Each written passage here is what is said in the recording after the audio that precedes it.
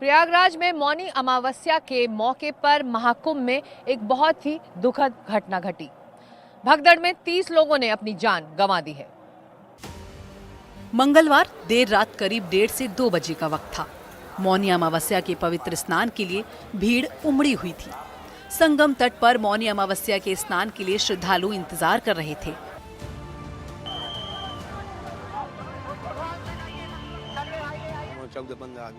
अचानक वहां भगदड़ मच जाती है।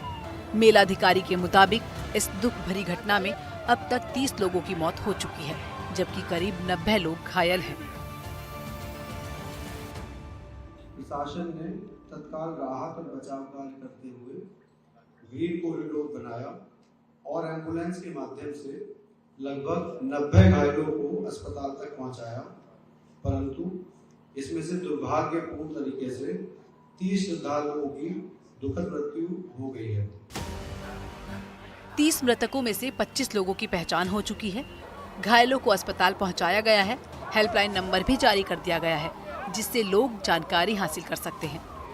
श्रद्धालुओं की सुविधा के लिए मेला प्रशासन द्वारा हेल्पलाइन नंबर 1920 जारी किया गया है, जिस पर यदि कोई व्यक्ति गायब है तो उसके संबंध में जानकारी प्राप्त की जा सकती है।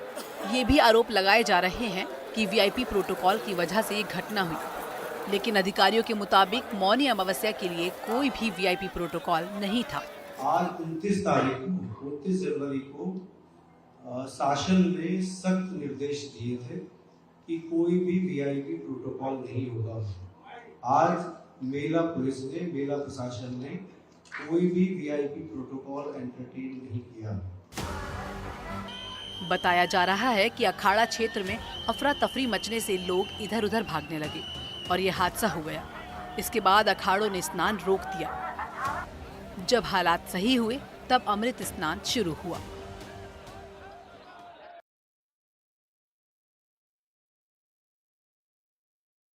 तुरंत एक्शन में आए अधिकारियों के साथ वो बैठक करते रहे, पल पल के हालात का वो जायजा भी लेते रहे और आखिर में उन्होंने न्यायिक जांच के आदेश भी दिए हैं।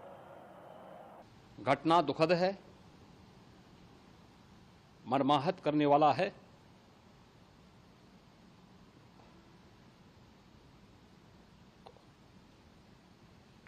उन सभी परिजनों के प्रति हमारी पूरी संवेदना है। हादसे की जानकारी देते हुए सीएम योगी का गला रोंद आया, आंखें भर आईं। अपने दुख को किसी तरह काबू में करने के बाद उन्होंने ऐलान किया कि महाकुंभ में जो हुआ उसकी न्यायिक जांच होगी और तय किया जाएगा कि 30 लोगों की मौत का जिम्मेदार आखिर कौन है। सरकार ने भी तय किया है कि हम इसकी एक जुडिशियल इंक्वायरी भी करेंगे, क्योंकि कई बार रिव्यू होने के बाद स्थानीय स्तर पर हर प्रकार की सतर्कता के बाद आखिर कहां से ऐसे हादसे फिर भी होते हैं और हुए हैं। इसके लिए हम लोगों ने न्यायमूर्ति हर्ष कुमार के नेतृत्व में पूर्व डीजी श्री वीके गुप्ता और retired IAS Shri D K Singh, इन 3 सदस्यीय जुडिशियल कमीशन को भी इसके लिए गठित किया जा रहा है। जब से हादसे की खबर आई, मुख्यमंत्री योगी ने लगातार हालात पर नजर बनाए रखी, अधिकारियों के साथ बैठक की और कंट्रोल रूम से मॉनिटरिंग करते रहे। साथ ही संतों के साथ भी बात करते रहे। हम लोगों ने वहां की पूरी घटना पर आज पूरे दिन भर एक एक घटना को लेकर के मुख्यमंत्री का जो कंट्रोल रूम था, उस कंट्रोल रूम से भी, चीफ सेक्रेटरी के कंट्रोल रूम से भी, डीजीपी के कंट्रोल रूम से भी लगातार इन चीज़ों की मॉनिटरिंग की जाती रही। दिन भर बैठक चली है और लगातार एक एक घटना को लेकर के वहाँ पर प्रशासन के साथ संवाद भी रहा है, विभिन्न अखाड़ों के साथ संवाद रहा है, अन्य संतों के साथ भी दिन भर हम लोग संवाद बनाते रहे हैं। सीएम योगी ने मृतकों के परिजनों के लिए 25 लाख रुपए का ऐलान किया है। आगे किसी तरह का हादसा ना हो, इसके लिए डीजीपी और चीफ सेक्रेटरी को खास निर्देश भी दिए गए हैं। कुंभ में हादसे को लेकर राजनीति का खेल चल पड़ा है। आरोप प्रत्यारोप का दौर भी शुरू हो गया है।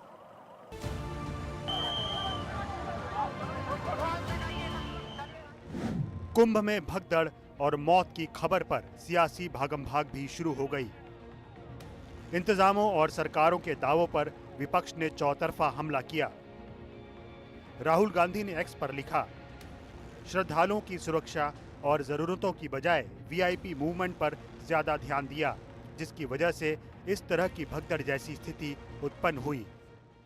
पूरी तरीके से इसमें सरकार की लापरवाही, सरकार ने केवल अपनी ब्रांडिंग पर पैसे खर्चे किए, केवल मार्केटिंग पर खर्चे किए और लोगों को केवल आकर्षित करने के लिए इतनी मार्केटिंग की गई, व्यवस्था कुछ नहीं किए, केवल और केवल आप देख सकते हैं दिखावा किया इन्होंने। अखिलेश यादव ने कहा, विश्व स्तरीय व्यवस्था करने के प्रचार करते हुए दावों की सच्चाई अब जब सामने आ गई है तो जो लोग इसका दावा और मिथ्या प्रचार कर रहे थे उन्हें इस हादसे में हत हुए लोगों की नैतिक जिम्मेदारी लेते हुए पद त्याग देना चाहिए। दूसरी विपक्षी पार्टियों ने भी सवाल उठाए। 10 लोगों से ज्यादा लोगों की मौत है। मैं मानता हूं ये प्रशासन ने की हुई हत्या है, जिसे हम निर्दोष मनुष्यवध, सदोष मनुष्यवध कहते हैं। तो आप किसको जवाबदेही आप मानेंगे? इस भारतीय जनता पार्टी की सरकार ने हर धार्मिक कार्यक्रम को एक राजनीतिक पॉलिटिकल इवेंट बनाने का जो है एक नया जो है कार्यक्रम शुरू किया हुआ है और इसके लिए उत्तर प्रदेश का भारतीय जनता पार्टी का प्रशासन सीधे तौर पर जिम्मेदार है। विपक्ष के आरोप और राजनीति अपनी जगह, लेकिन इसमें कोई शक नहीं कि सीएम योगी ने हालात को संभालने में कोई कोर कसर नहीं छोड़ी। कल तक महाकुंभ में सब कुछ ठीक चल रहा था, लेकिन मौनी अमावस्या के अमृत स्नान से पहले आधी रात को भगदड़ मच गई और कई लोग हाथाहाथ हो गए। अब सवाल उठ रहा है कि इसके लिए कौन है जिम्मेदार? ये कुंभ नहाने आए परिवार हैं, लेकिन मंगलवार रात का मंजर भूल नहीं पा रहे। ये सोए हुए थे, इन्हें उठाकर नहाने को भेजा गया। उनका कहना है कि अगर उन्हें जबरन नहीं भेजा गया होता तो शायद वो हादसे की चपेट में आने से बच जाते। मेरी माँ और मेरी भाभी खत्म हो गई है। वहाँ पर हम लोग कुंभ नहाने के लिए आए, हम सोचे कि सारी सुविधा होगी, हम लोग कभी नहीं आए थे। इकट्ठा रोक दिया हमें संगम के तट के पास पहुँचते ही पहले, और वहाँ धक्का मुक्की हुई, भगदड़ मच गई तो हम छुट गए और वो गिर पड़े या हमें कोई उस समय लापता हो गए। हमारी बहन थे, पतो थी, वो थे, सब कोई एक लोग मिसिंग हुए हैं, उसमें घसीट के ले गए, वो गिर गए थे एकदम। यह अनुमान पहले से ही लगाया जा रहा था कि मौनी अमावस्या के दिन करोड़ों की भीड़ उमड़ेगी, लेकिन शायद ये प्रशासन का अति आत्मविश्वास था कि उसने लोगों को समय रहते सचेत नहीं किया। हालांकि आधी रात के बाद जल स्नान कर निकलने का ऐलान शुरू हो गया था। सभी श्रद्धालु सुन लें, यहाँ लेटे रहने से कोई फायदा नहीं है। जो सोवत है सो खोवत है। उठिए उठिए, स्नान करिए। आप पहले आ गए हैं तो आपको सबसे पहले अमृत मिल जाना चाहिए। सभी श्रद्धालुओं से करबद्ध निवेदन है, उठे उठे उठे। इस हादसे में मारे गए लोगों की तादाद अभी साफ नहीं है, लेकिन इसमें शक नहीं कि सूत भर की लापरवाही बहुत सारे लोगों के जीवन पर भारी पड़ी। मंगलवार रात मची भगदड़ के बाद प्रशासन हालात को संभालने में जुट गया। बैठकों का दौर चलता रहा और सुबह तक स्थिति सामान्य होती नजर आई। ये वो रात थी जिसे कुंभ के लोग जल्दी से जल्दी भूलना चाहेंगे। सबसे पवित्र स्नान के दिन भगदड़ की खबर आते ही मुख्यमंत्री योगी सहित सारा प्रशासन सक्रिय हो गया। हादसे की खबर मिलते ही मुख्यमंत्री योगी आदित्यनाथ ने तमाम अफसरों की बैठक बुला ली। सीएम योगी ने सभी लोगों से अपील की कि लोग संगम तक न आएं, जहां हैं वहीं से स्नान करके वापस लौट जाएं। लगभग 15 से 20 किलोमीटर के दायरे में अस्थायी घाट बनाए गए हैं, उसमें कहीं भी वे स्नान कर सकते हैं। आवश्यक नहीं कि संगम नोच की तरफ ही आएं, क्योंकि भीड़ देखते हुए खासतौर पर जो बुजुर्ग हैं, बच्चे हैं, श्वास के रोगी हैं उनको लंबी दूरी तय नहीं करनी चाहिए और जहां पर है वहीं पर आराम से पहले स्थिर होकर के कार्य करें, वहां पर रह करके, और जो नज़दीक के घाट हैं उसी नज़दीक के घाट में स्नान करेंगे। सब गंगा जी के ही घाट हैं। प्रधानमंत्री की नजर भी इस हादसे पर थी। उन्होंने 4 बार फोन करके मुख्यमंत्री से हालात की जानकारी ली। मैं प्रभावित परिवारों के प्रति संवेदना व्यक्त करता हूं और घायलों के जल्द स्वस्थ होने की कामना करता हूं। वैसे इस त्वरित कार्रवाई का असर था कि सुबह हालात सामान्य होते दिखे। सब हम 14-15 आदमी साथ ही कछु बिछड़ गए, कछु 3 लोगों को ना पता है। 11 बजे हम सो रहे थे, पुलिस वाले आए, सुनने डंडा ठको के हम जगा दिया कि जाओ बुड़की लगाया। हम जब लगाने थी बुड़की, जब हम बुड़की लगाते, हम सुबह लगाते चाहे हम दिन में लगाते, हम सो रहे थे सब लोग मिलके। इन्ने 11 बजे पूरी पब्लिक उठा के इकट्ठी कर दी। ऐसे होगा तो हम लोग आ रहे थे तो बहुत धक्का दिया तो हम लोग उधर लेट गए, सुबह गिर पड़े थे। इस हादसे की वजह से सुबह का स्नान टला, लेकिन दोपहर होते होते अखाड़ों का अमृत स्नान शुरू हो गया। बहती हुई गंगा के किनारे उमड़ा जनसमुद्र बता रहा था कि हालात अब सामान्य हो रहे हैं।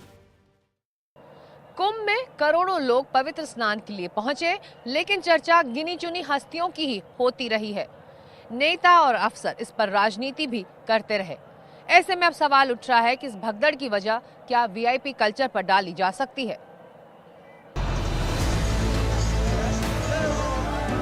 कुछ दिन पहले मुख्यमंत्री योगी आदित्यनाथ अपने पूरे मंत्रिमंडल के साथ संगम स्नान के लिए पहुंचे। 2 दिन पहले अखिलेश यादव ने भी डुबकी लगाई। सोमवार को अमित शाह को नहलाते दिखे साधु संत। अब यह सवाल उठ रहा है कि क्या वीआईपी लोगों की सुरक्षा में लगे प्रशासन ने हालात को समझने और संभालने में लापरवाही दिखाई। बड़े दुख का समाचार है, बहुत ही अत्यंत क्षोभ हुआ है आज कि आज कुंभ को प्रशासनिक व्यवस्थाओं के द्वारा कलंकित होना पड़ा है।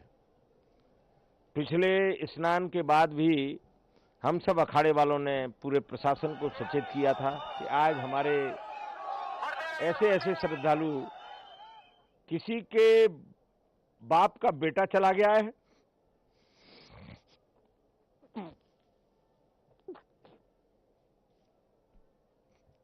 किसी का पुत्र चला गया है। बहुत दुखद समाचार है।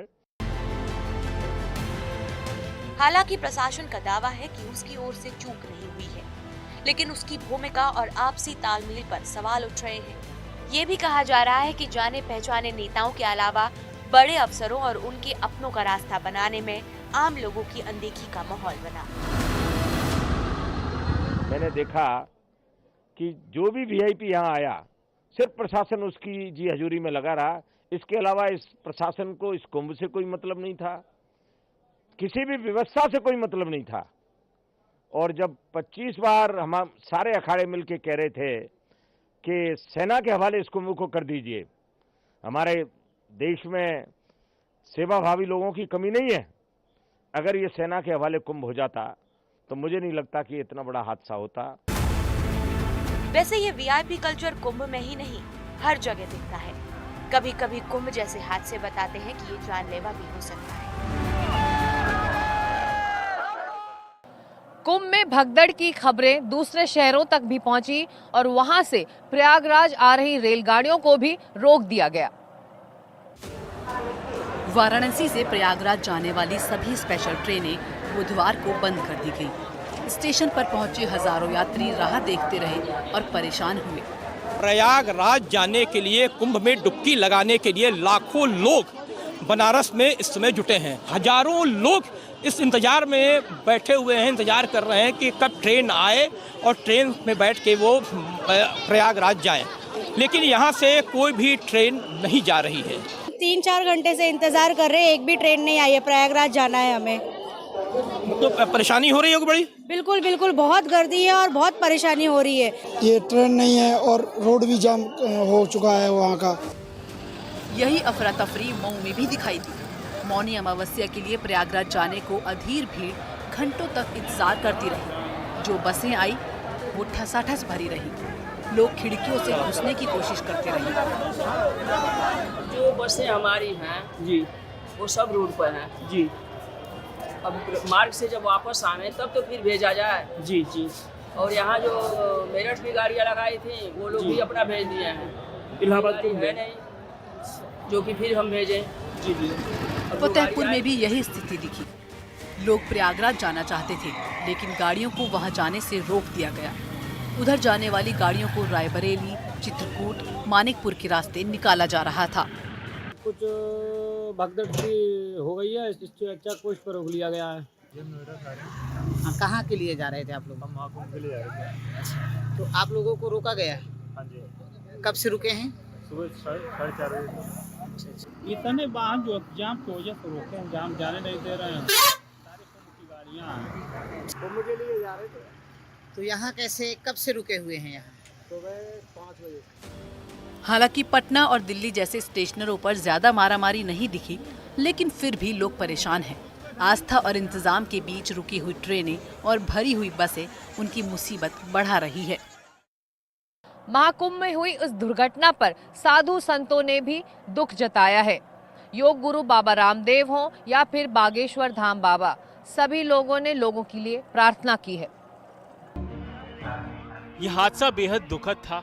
शुभ मुहूर्त में भगदड़ मच गई, श्रद्धालुओं की जान चली गई। अखाड़ों ने स्नान रोक दिया।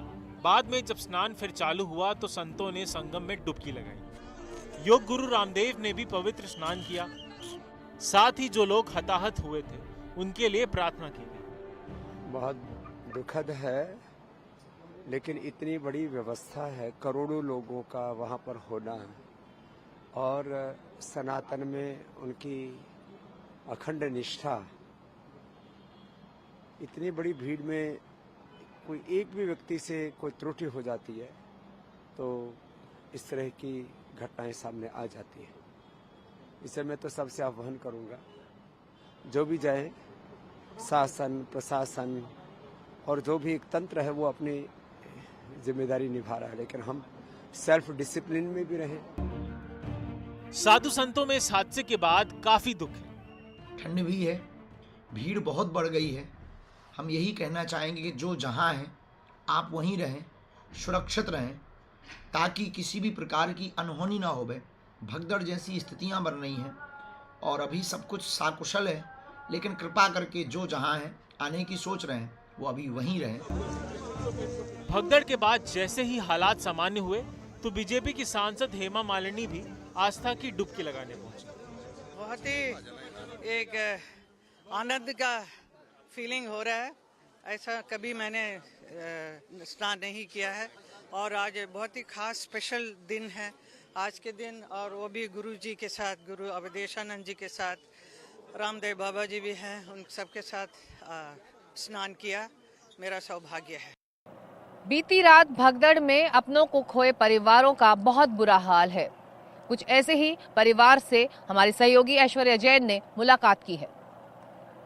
इस वक्त हम प्रयागराज के मोतीलाल नेहरू मेडिकल कॉलेज पर मौजूद हैं और मौनी अमावस्या के दिन प्रयागराज के अंदर जिस तरीके की भगदड़ मची संगम घाट पर, उस दौरान कई लोगों की मौत हुई। आधिकारिक जानकारी के मुताबिक 30 लोग इस भगदड़ में मारे गए, 90 से ज़्यादा लोग इंजर्ड हुए और जिन तमाम लोगों की मौत हुई उनकी बॉडीज़ को इसी मेडिकल कॉलेज पर लाया गया और यहाँ पर उन लोगों का पोस्टमार्टम किया गया और परिवारजनों को उनके शवों को सौंपा गया।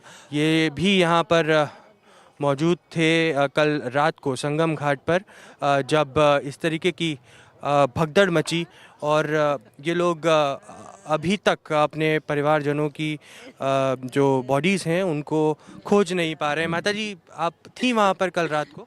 मेरी माँ और मेरी भाभी खत्म हो गई है। वहाँ पर हम लोग कुंभ नहाने के लिए आए।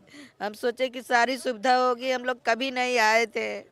मेरी माँ कह रहे थे कि मैं नहाऊंगी, हमको ले चलो एक बार नहवा दो। वहाँ पर अब सरकार जी पूरा लगाए होंगे, हम लोग नहीं जानते थे कि इतना सुविधा नहीं होगा। जब हम यहाँ पर आए नहाने के लिए, उधर से पब्लिक इधर से पब्लिक, पूरा एकदम सब पूरा नाकाबंदी कर दिए थे। न आदमी इधर से जा रहे थे न उधर से। अगर वो दरवाज़ा खोल दिए होते उधर से तो पब्लिक लोग नहीं मरती, न मेरी माँ मरती, न मेरी भाभी मरती। मेरे बूढ़ा बाप का गोड़ टूट गया था, वो बैठे थे चिल्ला रहे थे छाती पीट के।